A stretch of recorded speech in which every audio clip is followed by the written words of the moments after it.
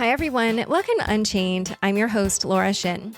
Happy Thanksgiving to our US-based listeners. Instead of a normal episode today, this is a discussion from Stellar's Meridian conference, in which I moderated the panel Crypto on Every Corner, Driving Adoption. The speakers were Jeremy Allaire, co-founder, chairman, and CEO of Circle, and Meltem Demirors, chief strategy officer at CoinShares. It was a super fun chat, made even more fun by Meltem's tie-dyed Grateful Dead Dancing Bears t-shirt. Thank you so much to Stellar, which disclosure has sponsored my shows, for hosting the conference. Since the talk takes a half an hour, there won't be a news recap this week, but next week we will be back with our regularly scheduled programming. Till then, enjoy your holiday. Crypto.com, the crypto super app that lets you buy, earn, and spend crypto. Earn up to 8.5% per year on your Bitcoin. Download the Crypto.com app now. So the topic of today's discussion is how the crypto industry can drive adoption. I just wanted to find out from you guys, how do you define that? What do you think the world will look like once crypto has been adopted? You know, there's two sort of visions, and I think, I don't know, maybe we can just be honest with ourselves. Sometimes I worry about the vision we have for cryptocurrency. So where I started, and I have a lot of respect for Jeremy and the team at Circle, because back when I was in grad school in Boston, I actually used Circle to buy a lot of Bitcoin like back in the day. So kudos to you, Jeremy. You saved me from my days of buying Bitcoin on Craigslist and using Gox and like sending money to fans. So glad I could be helpful. Yeah, so you helped me stack my sats in the early days of Bitcoin. But look, I think there's sort of two visions, and they're two very different visions. The vision I've always had for Bitcoin that I think is a really compelling one is the separation for the first time of money and state. Money has been an object of the state since Julius Caesar stamped his face on a gold coin. And I think really the experiment we're attempting here, like the world is no longer defined by physical borders. We live in a very digital world. Anyone can be anyone on the internet. We have many different identities, many different communities we're part of, sometimes as our default reality selves, sometimes we're pseudonymous. You know, there are a lot of like eggs on Twitter who are anonymous individuals. So I think we live in this really interesting world that is truly becoming borderless. And to me, Bitcoin really represents the evolution of money and transfer value in that world. But then at the same time, I think governments are looking at Bitcoin. I mean, right now we're living in a world where governments are trying to ban math. They're literally trying to ban encryption. Like, we've done this time and time again for the last 25 years since encryption's existed. But, you know, the advent of central bank digital currencies, and certainly what we've seen in the Asia Pacific region in particular with the advent of DCP and sort of national quote unquote digital currencies, you know, I do have a lot of concerns around the ability for people to have financial privacy, privacy in transactions, privacy in their communications. So we have these two very different paths down which we're heading. I don't know if they're going to coexist. I don't know if it's going to be an epic collision. And I know, Jeremy, you've also, you know, been working a lot on USDC, which arguably has a big role to play here.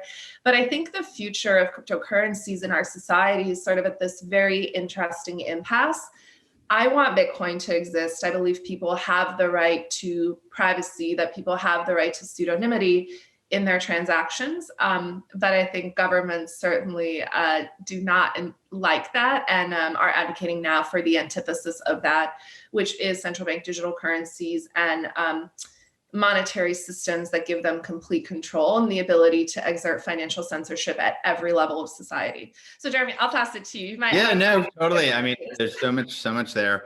You know, I guess it just as a technologist, to the question of you know, when will this be, you know, whatever mainstream or however you want to call that. You know, my view is that, you know, things are mainstream in terms of technology when they disappear, when they're invisible to people. And when essentially like people just take them for granted, right? And so depending on your age and depending on where you are, like you might take for granted social media, but obviously that wasn't something that existed, you know, whatever X number of years ago, or you might take for granted that, you know, you have this amazing, you know, supercomputer, and that's just like, that is reality. That is what the world was, but obviously that had changed. So at what point is the use of crypto is so ubiquitous and so embedded in so many things that we just take it for granted. So we have quite a ways to go on that, but I think we're making really, really strong progress. I think when I also think about that question, I really think about crypto and blockchain. It's a pretty broad surface area, right? You can be narrowly focused and sort of say there's non-sovereign stores of value that use a blockchain infrastructure, Bitcoin, Zcash, et cetera, which I completely agree with Meltem, right? There's this is this new form of borderless internet money, and it will continue to grow and scale. And I'm quite optimistic about that. But then there's the fundamentals of the broader technology, right? So, public chain infrastructure as effectively a new operating system layer on the internet, a new set of operating systems for storing data, conducting transactions, and executing code. That's what operating systems can help do. And so these new operating system layers, are very, very general purpose in many respects. They're well suited to what I call fiduciary trust applications, but can also be, I was in a hackathon panel with Meltem the other day, and we were looking at someone who built a decentralized messaging application on top of Solana. The point being, and decentralized fantasy football. Decentralized fantasy football, right? So digital games, messaging applications, all of these things on decentralized infrastructure, Web3, et cetera. Like that part of this is also a very, very important part of this. And so, and something like stable coins, like regulated stable coins, like USDC or potentially Libra, like these are also like apps that run on these new operating systems and could be quite popular. And so I think in terms of the question of when does that become mainstream, I think we're really close there. I think in the next 12 to 24 months, many of the most popular digital wallet products in the world that we think of and use like as peer-to-peer payment apps or other things like that, they're going to turn on these protocols. They're going to turn these on, and you're going to have, all of a sudden hundreds of millions of people that can make interoperable payments with each other. And that will kind of be in the background. That will kind of be invisible. You won't be trapped in making payments to people who have Venmo. You'll be able to make payments between Venmo and Square Cash and PayPal and Swish in Sweden and Vips in Norway, and go around the world to all these different apps. They're all going to speak these common protocols, and I think that will be a mainstream phase in digital currency that's coming. And I think ultimately, that same number of people who might feel, okay, like I'm using euros or dollars or whatnot, feeling comfortable using Bitcoin, that will grow too. And eventually, I would expect billions of people will want to use Bitcoin too. Yeah, the way that I think about it also is, 10 or 15 years ago, I didn't wake up and check multiple communications apps, like iMessage and WhatsApp and Signal and Telegram and Facebook Messenger and Twitter DMs. But this nowadays, it's like, probably one of the first things I do when I wake up. So I imagine that it'll be the same here, but for like a huge variety of financial transactions. And, like Jeremy said, across the globe, not just with people that I know. And I also think that there will probably be a lot of ways to make passive income off these networks. And it will be, not with like a huge company at the center of it, but just kind of like little mini democracies around the world. So let's now kind of talk about where we are in this cycle, because even though we're far off from this vision that we created, I do think that this has been a landmark year in some ways, probably with the biggest news being PayPal introducing the sale and purchase of Bitcoin and 3 other cryptocurrencies on its platform. So how would you describe kind of like where we are in our current stage? Yeah, I can jump in quickly. Look, I think at this point, I'm shocked that it took PayPal this long, to be candid. there are a lot of stories unfolding here. And if we sort of pull at the threads here, I was listening to Reid Hoffman in the last session, chatting with Danelle from the Stellar Foundation about, his journey at PayPal. And he used the word, we were so naive when we started PayPal, which I thought was interesting. When we look at traditional fintechs, I think many of them have recognized the power of adding crypto to their platform. Number one, it's a huge revenue driver. Square's Bitcoin revenue has grown quarter over quarter by really, really large percentages. I think this last quarter, their Bitcoin revenue grew close to 200%. And not only that, I think executives are seeing the impact to both private company valuations and public company valuations of adding crypto. Similarly, if we look at the PayPal story, PayPal, has 300 million users. They only, though, transmit, I think, about $700 billion of value a year. If we look at what's happening in APAC, Alipay last year transmitted $17 trillion of value on their network. So I think there are these radical differences in how people around the world are using payment systems. And there is a competition afoot, right? Like at the end of the day, what we're competing for is what we were competing for with the internet. I remember my first interactions on the internet were with, chat apps, but then AOL came along and sort of made the internet accessible for people like my parents who weren't, playing video games and playing around on these chat groups with weirdos all around the world. And I kind of view money the same way, right? We have people who are building these closed networks, but all of these payment apps have the same fundamental challenge. And I think Jeremy articulated it really well. If I have PayPal and he has Venmo, we can't interact with one another, even though we have the same phone, even though we live in the same country, we're standing right next to each other, but we can't transmit value. How insane is that? So in my view at this point, large companies adopting crypto, it's a must have. I'm shocked it's taking them this long. And it is driving valuations, it's driving revenue, it's a no-brainer. And let's not forget, when you add crypto, you also get access to one of the most powerful marketing channels in the world, which is crypto Twitter. Like we have an army of people on the internet who are obsessed with crypto. And anytime anyone does something like Paul Tudor Jones talks about Bitcoin, if you look at his Google search results, like flatline, the minute he talks about Bitcoin, huge spike. So in terms of relevance, I think a lot of companies have recognized if you market to Bitcoiners, like it's a great way to get eyeballs on what you're doing. So let's not underestimate the power of crypto Twitter. Shout out to everyone because it's an amazing community to market to. Crypto.com, the crypto super app that lets you buy, earn, and spend crypto, all in one place.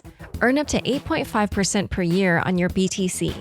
Download the Crypto.com app now to see the interest rates you could be earning on BTC and more than 20 other coins. Once in the app, you can apply for the Crypto.com Metal Card, which pays you up to 8% cash back instantly. Reserve yours now in the Crypto.com app. Yeah, I mean, just checking in on like where we're at. I mean, I think, this year was a really big year. I think that having, mainstream consumer fintechs, we've had, Revolut and Robinhood and Square and others. Like I think, as Meltem said, it was only a matter of time that, PayPal would introduce some support. And obviously, there's been this tremendous rise in many different dimensions here, right? There's been obviously the rise in the absolute price of Bitcoin. There's been this incredible surge in growth in stablecoin usage, like USDC. We've seen $200 billion of on-chain transactions. It's just incredible to see that amount of growth. And, obviously you're seeing credit markets that exist now that are smart contract based, these yield markets, which is phenomenon that's grown, enormously this year. All of these things are thematically, these were twinkles in someone's eye a couple of years ago, 2-3 years ago, and now they're actually playing out. So I think, the twinkle in the eye that we just talked about of like interoperable digital wallets and people using cryptocurrency within that, whether it's stable coins or Bitcoin or both, which I think it'll oftentimes be both, that may be much faster than we expect. And I think we're seeing, digital wallet projects in every corner of the world, in every currency market in the world, who are embracing this. And so, that is going to, like the early internet, it's going to light up this global network, and all of a sudden everyone will be connected. And that's going to be fun to watch. Yeah, I do agree. It sort of feels like right now is sort of this tee up moment where like a lot of people are just kind of getting access to what would be necessary for a kind of next big step. And yet, I also think that there are some other things that need to be resolved before the ball can really move forward. And I think, maybe one of those things might be regulatory questions that need to be resolved, or like certain kinds of other infrastructure that need to be built. So what do you think are kind of the next critical steps for where the crypto industry needs to go, I guess in the next year or so? I've been thinking a lot about this. I can touch on a couple and go from there. But on the infrastructure side, I mean, clearly, and this is really just from a little bit of a narrow perspective here, which is sort of stablecoin view. In order for this to work at scale for consumer scale payments, we need to be using blockchain infrastructure that is designed for that. And so, one of the really key things, I am not what I call a blockchain maximalist. Like, I don't have a blockchain that I say, well, that's definitely gonna be the dominant blockchain. There's a huge amount of innovation in this space. You're seeing, obviously projects like Stellar really starting to get traction with a lot of different financial applications. You see DeFi happening on things like Ethereum, but it's hitting constraints. You're seeing other new chains that launch that are focused on things like, decentralized markets or regulated securities or other kinds of things. So, but all of this needs this infrastructure. We need scale. We need to be able to have applications. Like if we have these consumer wallet applications that are pointing at a public internet network and pointing their users at a public internet network, and you're settling transactions, you need to be able to support, thousands and then tens of thousands of transactions per second. And we're seeing that. We're seeing blockchains that can do that. And so that's really, really exciting. That's been a missing piece, is that combination there. There's a lot on the regulatory side. But even there, maybe we'll come back to that in more detail. For some people, the regulatory work, you can call it progress, meaning that there is actually increasing amounts of clarity or rulemaking that's happening in different parts of the world, and other people that's not progress, that's actually restrictive and will I think potentially destroy some of the potential benefits of this technology. But I think for everyday users and businesses to say, yes, this is a legitimate financial infrastructure for the modern economy, for this digital economy, there will have to be, these rule sets and they're going to need to be consistently applied in a lot of places. And so that's a key piece that's unfolding literally as we speak. Meltem, do you want to jump in? Sure. Look, let's just be very realistic. I run a regulated business. Jeremy's in a regulated business, right? We've certainly had a lot of interactions with regulators. At this stage, I like to joke it would have been easier to start a bank than to start a crypto company, because it would have been less onerous. Totally. Yeah. Right? I'm like, why are we doing this? But look, let me maybe take a slightly contrarian view, because I think it's fun when we get to disagree on things. While certainly, I think right now we're going through this phase, and we've been talking about it forever. The institutions are coming. What does it look like for crypto? Which really, let's for a minute talk about how unique cryptocurrencies are. We built an entirely separate market with its own infrastructure, with its own unique sort of marketplaces, its own unique financial instruments, entirely outside of the existing financial system. For the last 12 years, that is what we've been doing. That's what I've been investing in. That's what Jeremy was building, initially at Circle. And he was trying to create that first bridge between the traditional US banking system, ACH, and, being able to use the correspondent banking system to buy and sell cryptocurrencies. That really has only started in earnest now. But the question is, does adopting cryptocurrencies mean that institutions continue to exist in their current form? And I am certainly personally of the mind that institutions should not continue to operate in their current form. I don't think it would be a step forward for society if we took cryptocurrencies like Bitcoin and shoved them in a vault at BNY Mellon or JP Morgan Chase or another institution and gave people synthetic Bitcoin to trade. That is not the point of what we're doing here. Yes, maybe we get slightly faster transactions, but you don't need a blockchain or a digital currency to do that. I think the true value and the true potential of cryptocurrencies and their ability, to Jeremy's point, to create these open protocols, these open source networks where anyone can build, anyone can interact on them. Yes, a business that you build in a particular jurisdiction will obviously be subject to the rules and regulations of that particular jurisdiction. But the whole point of the internet is it's open and it's borderless and permissionless, and anyone can interact with the internet. Obviously, if I'm accessing the internet in China versus accessing the internet in the US, my experience is going to be different due to the service provider in that jurisdiction, but we're still utilizing the same protocols. We're still utilizing a lot of the same infrastructure, and we're accessing a lot of similar platforms. I think the challenge I have is I really want to see cryptocurrencies change the way that institutions function. I think we are long overdue for a change in our relationship with money. I am of the mindset that, the separation of money and state is one of the most important experiments that we have ever conducted as humanity. It's profoundly interesting from a philosophical perspective, from a political perspective, a cultural perspective. I always like to say, Bitcoin is a social movement first and foremost. I'll sound like the crazy radical here. I'm not ashamed to say that. Welcome to our cult. We have great swag and great memes. But look, I think the core question for me is how can we use cryptocurrencies to evolve how our institutions function, right? Because at the end of the day, humans don't define themselves by the jurisdiction in which they're physically located anymore.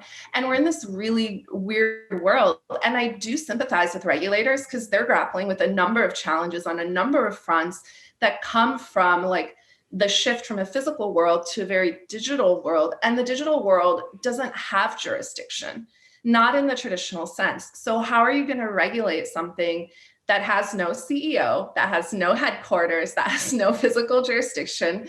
You can't. You have to change your mental framework for how you think about these things. And I think that is what's really taking time. It's going to take a shift in who's in power. And we're seeing that, right? A lot of younger people are in Congress. There are a lot of people from communities who haven't historically been in Congress. We have the most women in power in the US than we've had in our entire country's history, right? That is also crazy. It's the year 2020, and just now do we have an elected official in the White House who is a woman? It's bizarre to me. But there's a lot of change happening, and there's a changing out of the old guard, as I call it. And there are people with different mindsets who are coming in who are looking at the world and saying, well, why are we doing things this way? And that's why I love working in technology and venture capital, is I get to interact with people like Jeremy every day who say, wait a minute, we don't have to do things this way. We can actually change what it means to be a financial institution. That's what's so exciting to me, is we get to create a new narrative and we get to rewrite the story of what it means to be a financial institution. And that, I think, is actually going to be the most powerful thing that we can build, that we can do. I am so excited about it. I think it's amazing. I hopefully it's coming through the screen. I am so excited about it. I would ladder off that quickly, which is just to say, the changes that become possible when money works the way the internet works, and it goes so much deeper than that. I mean, I think to Meltem's point, we are seeing experiments right now with the creation of new, what I call kind of corporate forms, basically new structures that are entirely governed in crypto, where the entirety of the way in which participants are involved, the way in which governance happens, the way in which value is exchanged, the way in which value is created and derived, that's all being managed on blockchains, no connection to a externalized legal system, or no connection to the traditional financial system. And in economics, and I studied economics as well, and you've got microeconomics and you've got macroeconomics, and in microeconomics, you're focused on the theory of the firm and what is a firm and what happens in a firm. And we have joint stock corporations as the modern, model. I believe we are right now seeing a revolution away from joint stock corporations and into digitally native entities that are entirely exist in tokenized form and entirely exist on blockchains. And if you're starting a project and you want to collaborate with people and exchange value and ultimately create work output and so on, it's going to move to those kinds of forms. And that just goes so far outside of the global legal system is even capable of contemplating. But that's what people are doing. Yeah. So I'm going to, Jeremy, let's do it. Let's get rid of it. Yes. And I'm excited to cover you guys creating this brand new thing, which is amazing. So we literally have just 1 minute left. So I'm going to ask one quick question. You only get to say one sentence with your answer. And then I'm going to just do some of the Q&As that are also short answers. But what are some of your favorite success stories when it comes to adoption? So maybe just pick one company with like one reason why that's one of your favorite success stories so far with adoption. And while you're thinking about that, one of the Q&As that came in was, when is USD coming to Stellar? Someone wants to know when they can trade it on a DEX. I can answer that audience question. So yeah, we announced USDC for Stellar, and it's coming soon. Okay, you don't have a date. Okay, favorite success stories, and then we're going to close out. Go ahead. What are your favorite success stories when it comes to adoption so far? And just give a one sentence reason. Yeah, favorite success story, Bitcoin as savings technology. I'm from Turkey. People in countries like Turkey are able to use Bitcoin to protect themselves from the debasement of their own currencies and preserve their wealth and their financial sovereignty. I think that's so empowering. And to me, that's why I love cryptocurrencies. Like, let's empower individuals, not institutions. I like really, really small world anecdotes, which is I heard a story of a firsthand story of a person who was fleeing Colombia because of specific human rights violations, and they knew that they were going to have to cross a border to get out, and they were going to be confronted with police, and everything would be taken from them. And they created a brain wallet, and they walked across the border with their Bitcoin in their brain, and all their wealth was preserved. And I thought, that's changing the world. That is amazing. Yeah. I'm sure I would forget the brain wallet, but that's just me. But anyway. Okay, you guys. Well, this has been so great. I'm so glad I got to see you again. And thank you so much for participating in our panel.